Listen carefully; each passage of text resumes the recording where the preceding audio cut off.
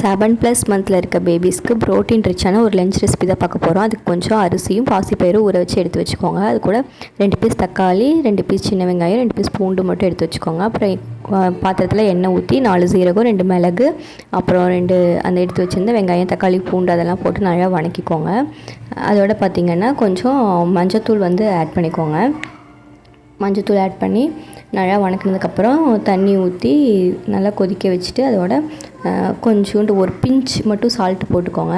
தண்ணி நல்லா கொதிச்சதையும் பார்த்திங்கன்னா ஊற வச்சுருந்த அரிசியும் பாசிப்பயிரையும் போட்டு நல்லா வெந்ததும் பார்த்திங்கன்னா எடுத்து குழந்தைங்களுக்கு கொடுக்கலாம். இது பார்த்திங்கன்னா நல்ல ப்ரோட்டீன் ரிச்சான ஃபுட்டு, குழந்தைங்களுக்கு ரொம்பவே ஹெல்த்தியாக இருக்கும். குழந்தைங்க சாப்பிட்ற அளவுக்கு நல்லா மசிச்சு அதில் நெய் ஆட் பண்ணி கொடுத்தோன்னா நல்லா விரும்பியும் சாப்பிடுவாங்க. இந்த மாதிரி குழந்தைங்களோட ஃபுட் ரெசிபிஸ் பார்க்கணுன்னு நினச்சிங்கன்னா நம்ம சேனலை சப்ஸ்கிரைப் பண்ணி சப்போர்ட் பண்ணுங்கள். தேங்க்ஸ் ஃபார் வாட்சிங்.